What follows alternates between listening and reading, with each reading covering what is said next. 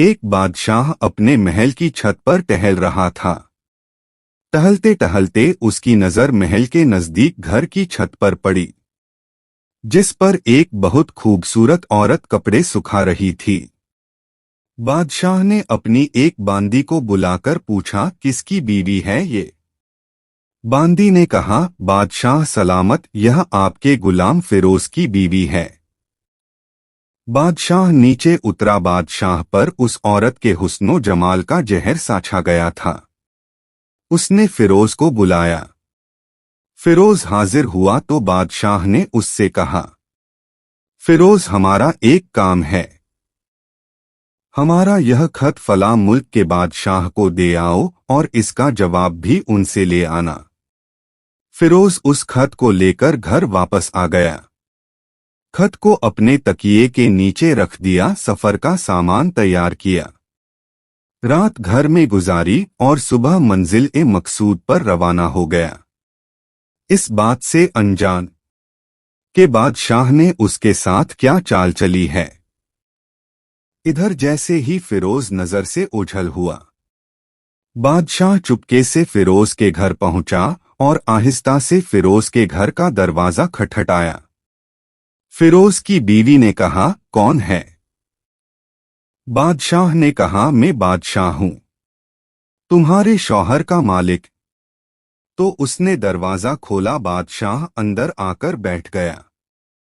فیروز کی بیوی نے حیران ہو کر کہا، آج بادشاہ سلامت یہاں ہمارے غریب کھانے میں؟ بادشاہ نے کہا، میں یہاں مہمان بن کر آیا ہوں۔ فیروز کی بیوی نے بادشاہ کا مطلب سمجھ کر کہا، میں اللہ کی پناہ چاہتی ہوں آپ کے اس طرح آنے سے، جس میں مجھے کوئی خیر نظر نہیں آ رہی۔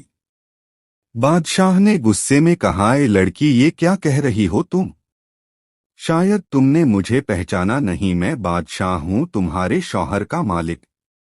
فیروز کی بیوی نے کہا، بادشاہ سلامت، میں جانتی ہوں کہ آپ ہی بادشاہ ہیں، لیکن بزرگ کہہ گئے ہیں، شیر کو اگرچہ جتنی ہی بھوک لگی ہو وہ مردار تو نہیں کھانا شروع کر دیتا۔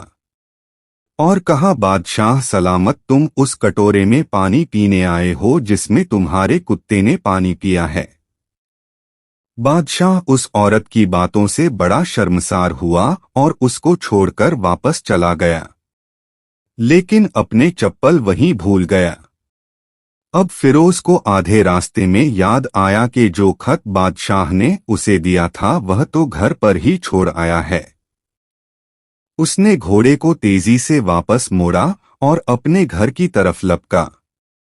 فیروز اپنے گھر پہنچا تو تکیے کے نیچے سے خط نکالتے وقت اس کی نظر پلنگ کے نیچے پڑے بادشاہ کے نالین چپل پر پڑی، جو وہ جلدی میں بھول گیا تھا۔ فیروز کا سر چکرا کر رہ گیا اور وہ سمجھ گیا کہ بادشاہ نے اسے سفر پر صرف اس لیے بھیجا تاکہ وہ اپنا مطلب پورا کر لے۔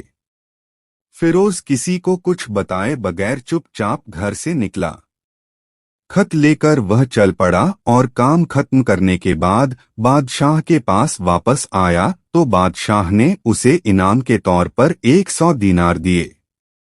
فیروز دینار لے کر بازار گیا اور عورتوں کے استعمال کے قیمتی کپڑے اور کچھ تحائف بھی خرید لیے۔ گھر پہنچ کر بیوی کو سلام کیا اور کہا، چلو تمہارے میکے چلتے ہیں۔ بیوی نے پوچھا، یہ کیا ہے؟ کہا، بادشاہ نے انعام دیا ہے اور میں چاہتا ہوں کہ تم یہ پہن کر اپنے گھر والوں کو بھی دکھاؤ۔ بیوی، جیسے آپ چاہیں۔ بیوی تیار ہوئی اور اپنے والدین کے گھر اپنے شوہر کے ساتھ روانہ ہوئی۔ داماد اور بیٹی اور ان کے لائے گئے تحائف کو دیکھ کر وہ لوگ بہت خوش ہوئے۔ فیروز بیوی کو چھوڑ کر واپس آ گیا۔ 1 مہینہ گزرنے کے باوجود نہ بیوی کو پوچھا اور نہ اس کو واپس بلایا۔ پھر کچھ دن بعد اس کے سالے اس سے ملنے آئے اور ان سے کہا، آپ ہمیں اپنی بہن سے غصے اور ناراضگی کی وجہ بتائیں یا پھر ہم آپ کو قاضی کے سامنے پیش کریں گے۔ तो उसने कहा, अगर तुम चाहो तो कर लो, लेकिन मेरे जिम्मे उसका ऐसा कोई हक बाकी नहीं जो मैंने अदा न किया हो। वह लोग अपना केस काजी के पास ले गए तो काजी ने फिरोज को बुलाया।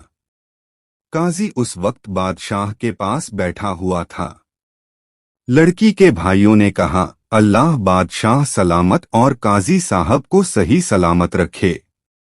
काजी साहब, हमने एक सरसब्ज बाग दरख्त फलों से भरे हुए और साथ में मीठे पानी का कुआं इस शख्स के हवाले में दिया था, तो इस शख्स ने हमारा बाग उजाड़ दिया, सारे फल खा लिए, दरख्त काट लिए और कुएं को खराब करके बंद कर दिया। काजी फिरोज की तरफ मुतवज्जे होकर पूछा, हाँ तो लड़के तुम क्या कहते हो इस बारे में? फिरोज ने कहा, काजी साहब, जो बाग मुझे दिया गया था वह उससे बेहतर हालत में मैंने उसे वापस किया है। काजी ने पूछा, क्या इसने बाग तुम्हारे हवाले वैसी ही हालत में वापस किया है जैसे पहले था? उन्होंने कहा, हाँ वैसे ही हालत में वापस किया है, लेकिन हम उनसे बाग वापस करने की वजह जानना चाहते हैं। काजी ने कहा, फिरोज तुम इस बारे में क्या कहना चाहते हो? फिरोज ने कहा, काजी साहब, मैं बाग किसी बुग़्ज़ या नफरत की वजह से नहीं छोड़ा, बल्कि इसलिए छोड़ा कि एक दिन जब मैं बाग में आया तो उसमें मैंने शेर के पंजों के निशान देखे तो मुझे खौफ हुआ कि शेर मुझे खा जाएगा। इसलिए शेर के इकराम की वजह से मैंने बाग में जाना बंद कर दिया। बादशाह जो टेक लगाए हुए यह सब कुछ सुन रहा था उठकर बैठ गया और कहा, फिरोज अपने बाग की तरफ अमन और मुतमिन होकर जाओ। अल्लाह की कसम, इसमें कोई शक नहीं कि शेर तुम्हारे बाग आया था, लेकिन वह वहां पर ना तो कोई असर छोड़ सका, ना कोई पत्ता तोड़ सका और ना ही कोई फल खा सका। वह वहां पर थोड़ी देर रहा और मायूस होकर लौट गया। खुदा की कसम, मैंने कभी तुम्हारे जैसे बाग के गिर्द लगे मजबूत दीवारें नहीं देखीं। फिरोज अपने घर लौट आया। अपनी बीवी को भी वापस ले लिया, ना तो काजी को पता चला और ना ही किसी और को कि माजरा क्या है। क्या खूब बेहतर है अपने अहलो अयाल के राज को छुपाना कि लोगों को पता भी ना चले। अपने घरों के भेद किसी पर जाहिर ना होने दें।